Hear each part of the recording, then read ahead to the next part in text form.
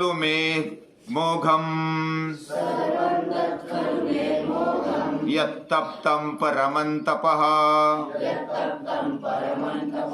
यत्समानो महेन्द्रेण मानुषेण विनिर्जितः मानुषेण विनिर्जितः। महर्षि वाल्मीकि ने रामायण में अलग अलग चरित्रों का चित्रण किया, अलग अलग प्रसंग उन्होंने बहुत ही सही ढंग से वो चितारे यानी कि शब्दबद्ध किए। और शब्दबद्ध करने की जो कला है वो बहुत ही बढ़िया है महर्षि वाल्मीकि की, इसलिए उनको कवि कोकिल वाल्मीकि ऐसा बोलते हैं, वंदे वाल्मीकि कोकिलम। और राम रावण का युद्ध ये राम रावण के जैसा ही है, उसको दूसरी उपमा नहीं की जा सकती, दी जा सकती।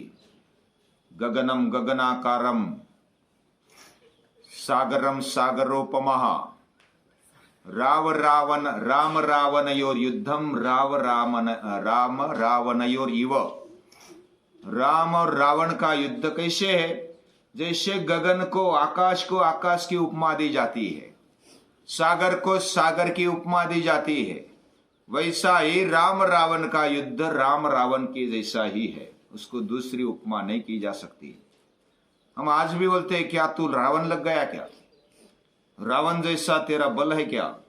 रावण बहुत ही बलशाली था और उसने अपना पराक्रम दिखाया है। जब पहले घनघोर युद्ध हुआ, वानर और राक्षसों में भिड़ंत हो गई और वानरों ने राक्षसों को पीछे धकेल दिया। उस समय इंद्रजीत बहुत ही क्रोध से आता है और लड़ने लगता है, लेकिन जो अंगद है वह इंद्रजीत को परास्त कर देता है और इतना परास्त कर देता है, उसका रथ, उसके घोड़े, उसका सारथी पूरा चूर चूर कर देता है। तो इंद्रजीत सहमा जाता है और गायब हो जाता है, भाग जाता है। भाग जाने के बाद फिर वो मायावी युद्ध करता है और नागपाश भेजता है। नागपाश भेजने के बाद राम लक्ष्मण को बांध देता है। सभी व्यथित हो जाते, रोने लगते, लेकिन हनुमान और विभीषण बहुत ही सजग है। जाम्बुवान भी वयस्क होने के कारण, वृद्ध होने के कारण वह भी धीर देते हैं कि वो अचेत है। ऐसे प्रसंग युद्ध में आते, उसमें धीर नहीं खोना चाहिए, उसमें सावधान होकर के कर्म करना चाहिए। और फिर हनुमान गरुड़ को लेकर आते हैं और गरुड़ फिर नागपाश को तोड़ देता है। फिर से दुगुनी शक्ति पाकर, दुगुना उत्साह पाकर राम लक्ष्मण उठते और फिर दूसरे दिन के युद्ध के लिए तैयार हो जाते। फिर दूसरे दिन जो युद्ध शुरू हुआ वो बहुत ही घनघोर हुआ है। ये सब देखकर राम और लक्ष्मण फिर सचेत हो गए, वो फिर सावधान हो गए, युद्ध के लिए तैयार हो गए।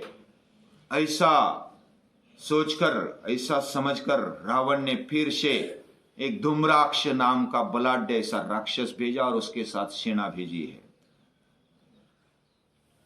धूम्राक्ष बहुत ही त्वेष से आता है, मैदान के बाहर यानी कि जो परकोटा था उसके बाहर आ जाता है और युद्ध करने लगता है। घनघोर युद्ध होता है, वानर और राक्षसों का युद्ध होता है। और उधर जो अंगद है वो बहुत ही पराक्रमी है। अंगद लड़ता है, हनुमान लड़ते, बाकी भी लड़ते, नल नील, और ये सब लड़ते लड़ते बहुत ही जख्मी हो जाते। जो वानर होते हैं वो तो अपने हिसाब से पत्थर, वृक्ष या तो जो भी हाथ में आ जाए, नाखून, दांत, जो भी उपयोग में आ जाए वो लाते हैं और युद्ध करते हैं। उनसे राक्षस परास्त होते। राक्षस भी कम नहीं है, वो भी बहुत ही बलशाली है, वह भी आक्रमण करते हैं और बार बार बहुत सारे योद्धा मारे जाते हैं। और धूम्राक्ष जो है वो बहुत ही बलशाली है, उसका हनुमान का सामना हो जाता है। हनुमान धूम्राक्ष के आगे आ जाता है और दोनों का युद्ध हो जाता है।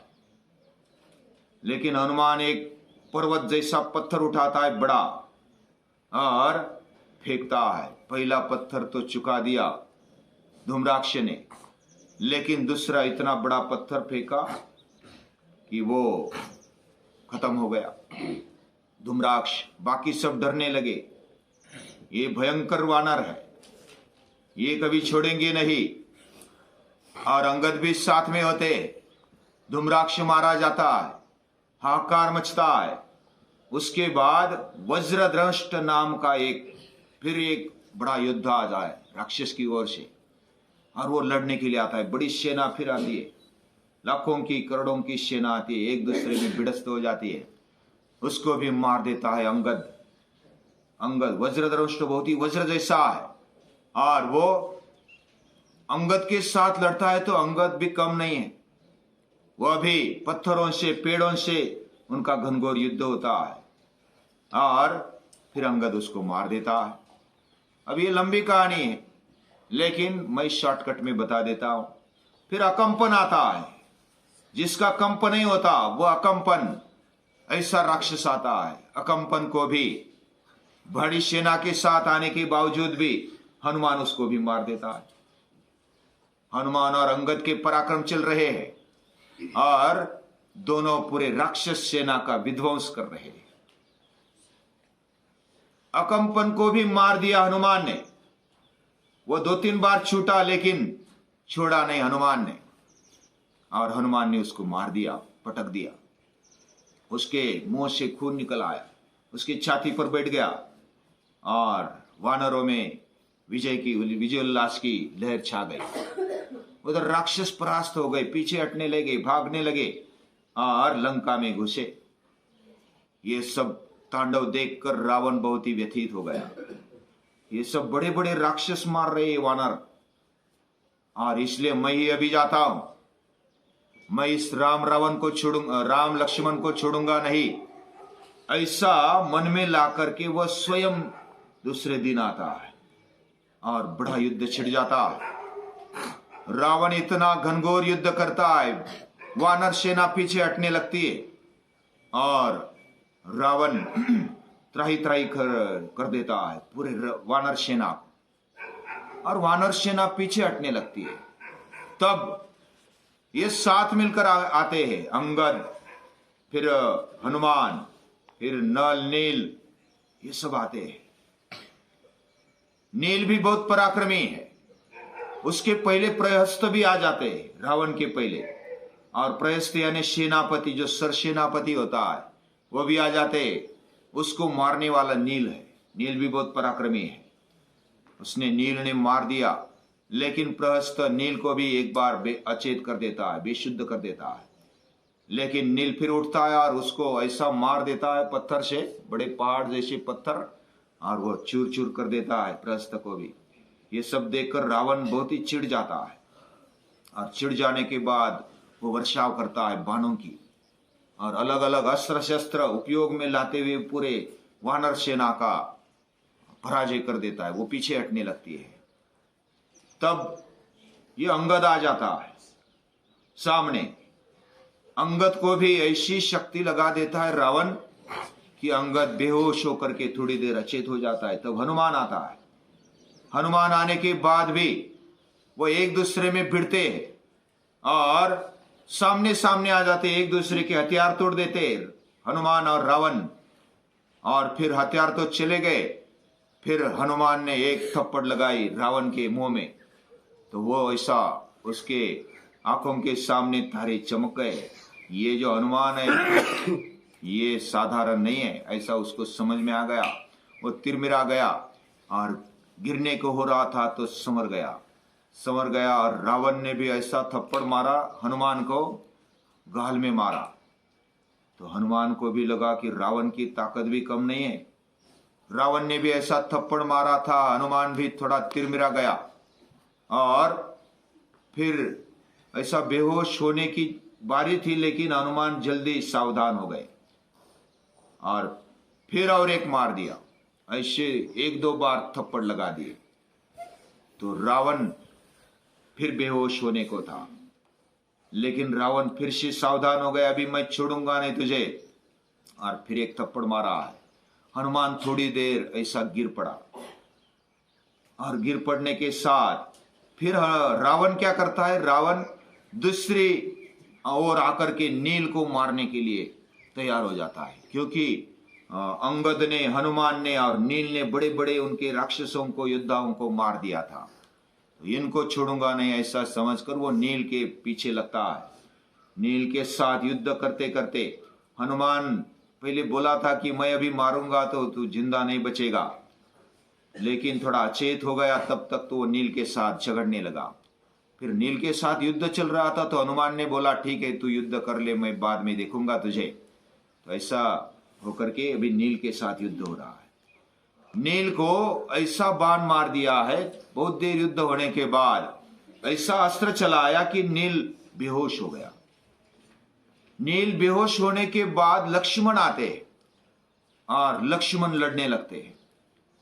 लक्ष्मण लड़ते हैं, बहुत अलग अलग अस्त्र शस्त्र का उपयोग होता है, तब उसकी ऊंचाई कम पड़ जाती, क्योंकि रावण रथ में है और लक्ष्मण नीचे है। तो हनुमान बोलते हैं मेरे कंधे पर बैठ जाओ, और वो कंधे पर ले लेता है और फिर कंधे से बाण चलाते हैं, तो रावण को परास्त कर देते हैं लक्ष्मण एक बार। फिर रावण संवर जाते, फिर लक्ष्मण को अचेत कर देते एक बाण से, जख्मी हो जाते हैं लक्ष्मण और गिर पड़ते हैं। ये सब देखकर हनुमान क्या करता है, लक्ष्मण को ले जाता है राम के पास, और उधर थोड़ा ड्रेसिंग करते हुए, यानी मलम पट्टी करते हुए फिर लेकर आते हैं राम लक्ष्मण को, दोनों को। फिर राम लड़ते हैं और राम बोलते हैं अब मेरा सामना हो गया।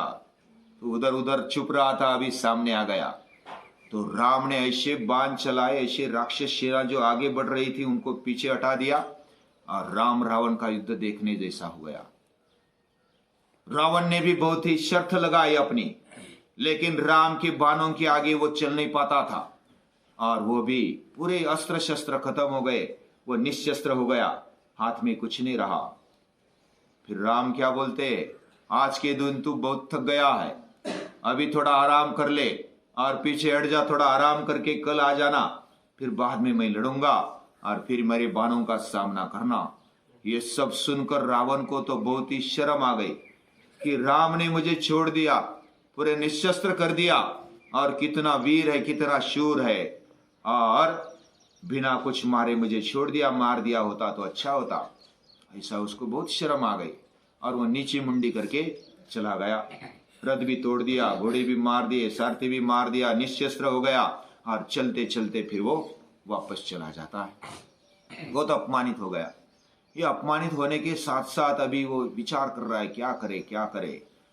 मुझे लगता था ये जो राम है वो मनुष्य है, और उन्होंने क्या कहा, रावण ने, सर्वम तत्खलु में मोघम, मैंने आज तक जो तपस्या की है, यत तप्तम परमम तपः, ये मैंने आज तक इतना श्रेष्ठ ऐसा तप किया, बहुत सालों तक तप किया है, वह सब मोघम यानी व्यर्थ गया है, कुछ काम का नहीं रहा। यत समानो महेंद्रेन, मेरा पराक्रम तो महेंद्र जैसा है, इंद्र जैसा है, महान ऐसे इंद्र जैसा है। मानुषेन विनिर्जिता, साधारण मनुष्य ने मुझे हरा दिया, वनवासी ने मुझे हरा दिया, निशस्त्र कर दिया, यह अच्छी बात नहीं हुई। और उसको फिर जो वरदान दिया था वो याद आ गया, तुझे देव या तो राक्षस या तो कोई भी गंधर्व यक्ष परास्त नहीं कर सकते, लेकिन मनुष्य का नाम नहीं लिया था, तो ये मनुष्य बनकर के आए, कदाचित विष्णु का रूप आया है, ऐसा उसको लगने लगा कि ये साधारण मनुष्य नहीं है, ये मनुष्य कुछ अलग दिखता है, उसके बाण बहुत ही ऐसे होते, उसको परास्त नहीं किया जा सकता। तो वो राम को, राम की शक्ति को अभी पहचानने लगा रावण। फिर क्या करे, तो कुंभकर्ण सोया हुआ था, उसको उठाने के लिए जाते हैं। तो आगे क्या क्या होता है आगे देखेंगे। आज के लिए इतना है।